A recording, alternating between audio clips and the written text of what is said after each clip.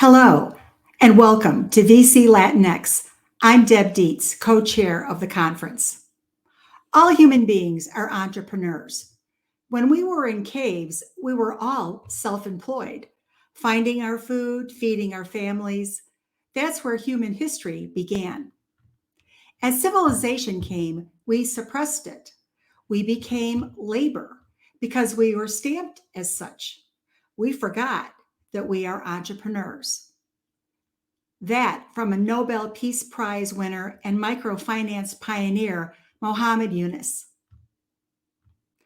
I remember being a teenager the day my dad came home from work and announced that he had quit his job and was starting his own business, a management consulting business. And I also remember having early family dinners on Sunday afternoon because my mom had to take my dad to Chicago O'Hare Airport every Sunday afternoon because he flew out for the week. He was out of town Monday through Friday at client meetings. He did this every week for years. I also remember as a teenager that my dad always seemed to be in an upbeat mood. I could tell he really was enjoying what he was doing. He enjoyed his work. And the thing that I think he really enjoyed most was the variety, the diversity of the work that he did, the different clients, the different projects, the different industries, the different business models, the different challenges. And it was something that really drove him and something that he was really passionate about. And I remember asking one of my really good friends, Linda, at the time, if her dad came home, when he came home from work, was he happy? And she said, "What? No, he doesn't come home happy." But so I thought, but it made an impression on me that my dad seemed to really enjoy what he was doing. So I think I just tucked that away in the recesses of my memory. And then I was headed off to college and I was sitting down with my parents talking about my college plans and where I wanted to go and what I wanted to study. And I remember stating that I was interested in elementary education. And my dad paused, which was never really a good sign. And then he said, "Oh, well, that's nice, but you won't make any money." And I remember thinking, okay, well, note to self, that's not really something that he wants me to do. But I moved forward and started school and with a focus on education. And after working and studying education for a couple of years, I thought about that. I thought, I'm not so sure if elementary education is the right thing for me. And I remember talking to my parents thinking I was going to switch majors. And my dad said, "Why don't you take a business course? We talk about business a lot. You seem to be really interested. Take a course, see what you think." And so I took my first business course, which was literally a marketing 101 course at our local university. And that was it for me. I was hooked. So for many years, my dad and I would talk about business. He would share stories about his clients, their challenges, their business models, the complexities, what was going well, what wasn't going well, the different types of companies he worked with. And I just thought that that was just so fascinating. And so I then, at that point, had transferred to the business school and was ready to graduate with my bachelor's degree in business. And again, sitting down with my parents, thinking about, is this the right time for me to be going into the job market? And my dad said to me, "Why don't you go get your MBA?" And I thought, okay, I had a business undergrad. I only needed to go to school one more year for my master's. So I did that and got my MBA. And so that was something that was very meaningful to me as well, getting that education. But also another interesting thing that I learned from my dad, it was that growing up, I remember that my dad he went to school during the day. He was working on his degree in electrical engineering, and he worked second shift as a maintenance supervisor.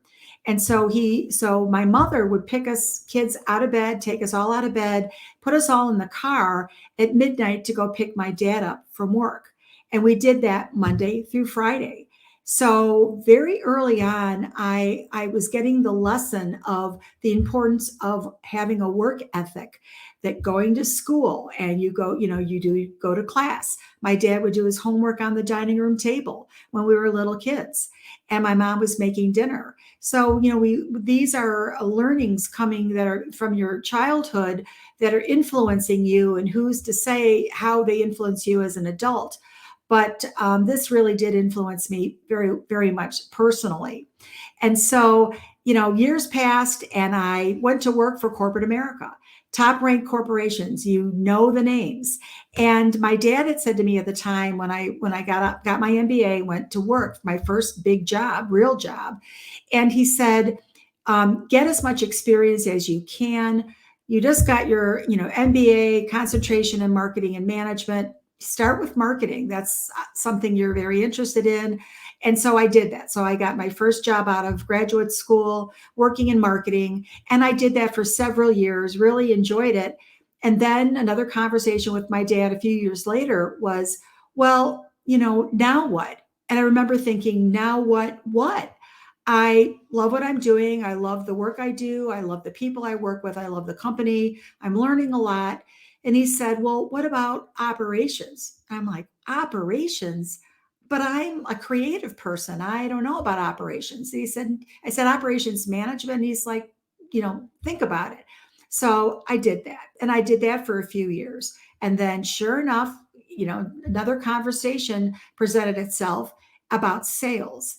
He said, I think you should learn about direct sales. And I had an opportunity there to become at the time a director of marketing and sales and operations for one company. So I had what I love, the trifecta of marketing, sales, and operations, all in one role. And but so that was again the influence of my dad. And then after being in that role in that company for a long time, he said to me, well, what about financial services? And I thought, what? Financial services? I've been in manufacturing and I've been in, distribution and call center operations, and now, financial services. Really?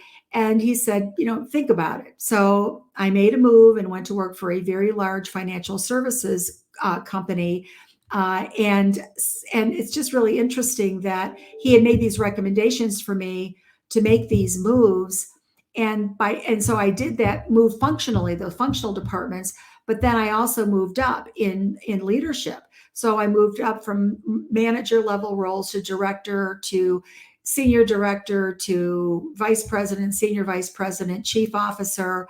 So it never actually really dawned on me until after my dad passed away that he was directing me to follow in his footsteps as a management consultant, because he felt it was important for me to get the breadth of experience, but also the depth of experience. And so, that's something that just, came to me not that long ago. And I know that this is something that he really wanted me to do personally, was become an entrepreneur. He wanted me to own my own business and start my own business. And he was a management consultant. He had his own firm, and he would say to me, come and work for me. And, and I thought about that. I thought, no, I'm pretty comfortable in corporate America. The benefits are really great. The compensation's really great. I feel very secure, very safe. I'm happy where I am, but thank you. And, it's just, but again, wherever you are, you're going to face challenges and adversity. And corporate America certainly had its challenges. So for all the good things about corporate America, the great benefits, compensation, et cetera, I was able to grow professionally, certainly, but I was also overlooked often by my peers and superiors, most of whom were men. And as I rose in the management ranks, I was often the only woman at the table. I was often the only woman at the board, in the boardroom, at the board table. And so on, I had my share of tough times, my share of harassment, but I was always on my guard. And I was passed over for promotion frequently because my male peers at the time had families. And I was informed that, well, they needed the promotion, they needed the increase in compensation because they had families, and I didn't have a family at that time. Or there was another time where I was flying on the corporate jet, and one of my male peers took issue with the fact that I was actually sitting next to the CFO on the corporate jet. And he actually asked me to move, and I ignored him. Um, or the male subordinates who hated working for me when told they were now reporting up to a woman. But they figured out that I was okay once they understood that I had the power to terminate their employment. And so that behavior changed very quickly. Or the sexual innuendos in the hallway, or my favorite. This is actually a true story that when I was a director of marketing for a multinational corporation, I had a male peer who was a director of strategic planning for the same corporation. And he had on his career development plan, he needed to gain marketing experience. So I was informed, not consulted, not asked. I was informed that he and I were switching jobs, that he was going to now be the director of marketing and I was going to become the director of strategic planning. And at the time, that was a real blow to me because I was a creative. I was a marketing person, thought of myself as a marketing person. But the thing that's really interesting is that by moving into the strategic planning, business planning role, I was able to develop my analytical skills. And the thing that's really interesting is I really grew to love it. So that when I did ultimately form my own management consulting company, the majority of my work, consulting work, was in strategic planning. So it actually worked to my benefit, but it wasn't fun when it was happening. And then there were the mean girls, and girls can be mean, and women peers who wouldn't talk to you because you were the competition. You know, I remember being in the financial services institution that I joined first day on the job, and walking by some women in the hallway and said good morning, and they completely ignored me. And so that was common. So the mean girls in corporate America being passed over for promotion, the sexual innuendos, and just, in many cases, not treated well or being passed over. And then my dad became ill, and 2 years later, he passed away. And when that happened, I lost my way. And a year after his death, my mother and I were at the cemetery, and we were standing in front of his grave, and I had just lost myself. And my mother looked at me and said, "What are you doing? You know what he wanted for you." That gives me goosebumps just to say it. The next day, I incorporated my business. That was 9 years ago. Being an entrepreneur is not for the faint of heart. We use a metaphor to explain the roller coaster ride that we're all on. We've bought our tickets, we've gotten on the ride, we're not quite sure where we're headed, but we're moving very, very quickly. And we're moving at a velocity and a pace, and we're upside down. And but there's a reason why we're there. There's a spark. There's something that sparked us to go to the amusement park, to get to the ticket booth, to buy the ticket, to get on the roller coaster ride. And for me, my spark was my dad. But then came the fear.